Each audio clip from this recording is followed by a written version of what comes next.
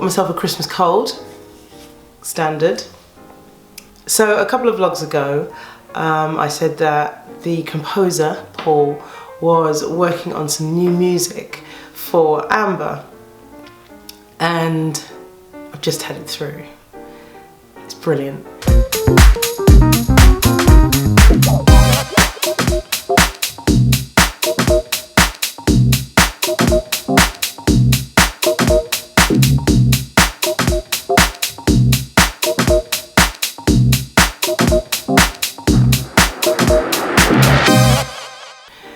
It's so weird how music is like, if it's done well, you don't even really notice it in a film, but it's totally sort of guiding your experience of the film and your emotions.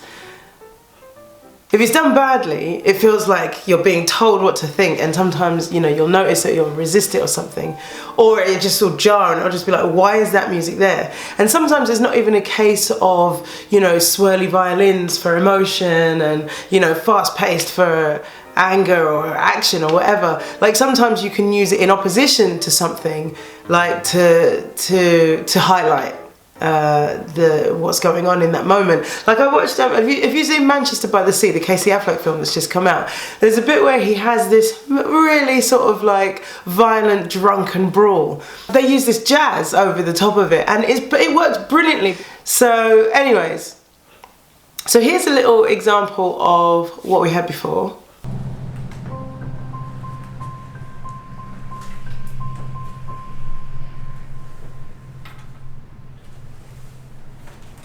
And this is what it was replaced with.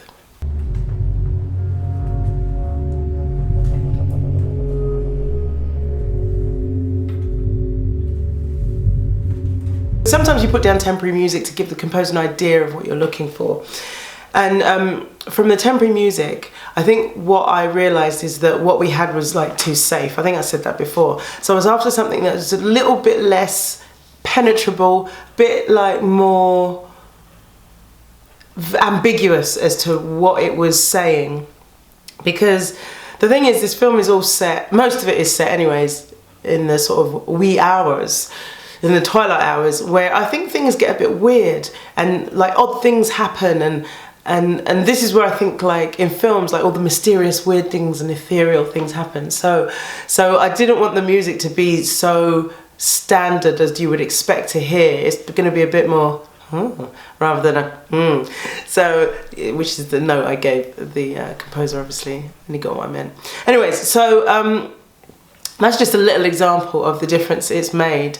And what's good is now, I mean, obviously last week I was talking about all the festivals we didn't get in. For those people that were asking, there were only a handful of festivals. There's literally, and I mean literally, thousands of festivals around the world. I've just picked, I think, probably about 100 that I want to enter, and we've had a rejection from like 10.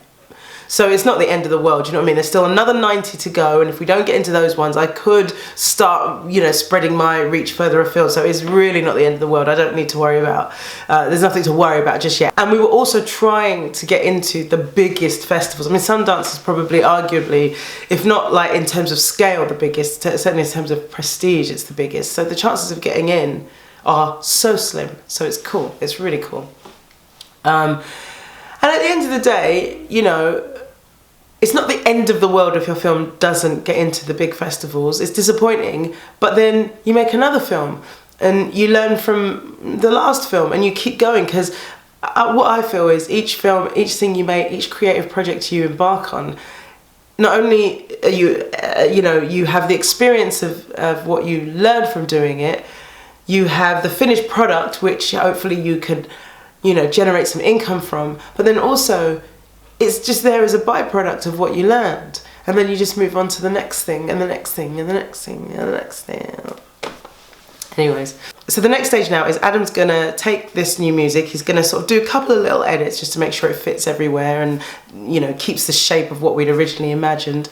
Then all that goes to the audio mixers for our final mix, which is next week. I'm so excited. I'm going to Pinewood again to do the final mix for Amber. This basically means this is last calls. This is like any last little things that you want to do sound-wise. Pictures are already done, so we can't do anything more with the pictures. But sound-wise, if there's anything else you want to do, within reason, you know, we've got a day to work on that film, and a day seems like a lot, like, you know, 10 hours or whatever to work on a 15-minute film, but you'd be surprised how quickly the time goes. You can add sound effects, you're tweaking music, can we take that out, can we put in just the vocals, can we do this, can we do that? You can, you know, do all kinds of little things with your film to just take it to that next level. And it's amazing how a tiny little spot effect, like way in the background, can signal so much. There's a scene in The Green Mile where Gary Sinise's character is explaining to Tom Hanks why you can't trust black people. He uses the analogy of a dog attacking his kid to explain why something that appears docile can't be trusted, and there's this rumble of thunder, and subconsciously it plants a seed in your mind that this warning is important. This isn't just a frivolous, you know, a point of view. This is like a really important warning. So little things like that you can do all along the way, just to like keep easing your film along and help the audience with what it is you're trying to say. So it's exciting. I'm very, very excited. So that's it for this week. That's it for this year. In fact, this is going to be the last project Amberlight of 2016. So I wrote the film in 2015. We started pre-production at the beginning of this year. We shot it in April. We've been editing and post-producing basically since then. I think we started editing maybe like June time, something like that.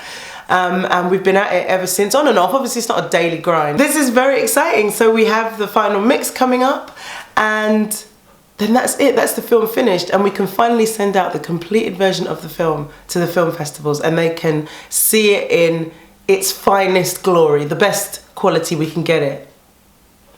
Can't wait.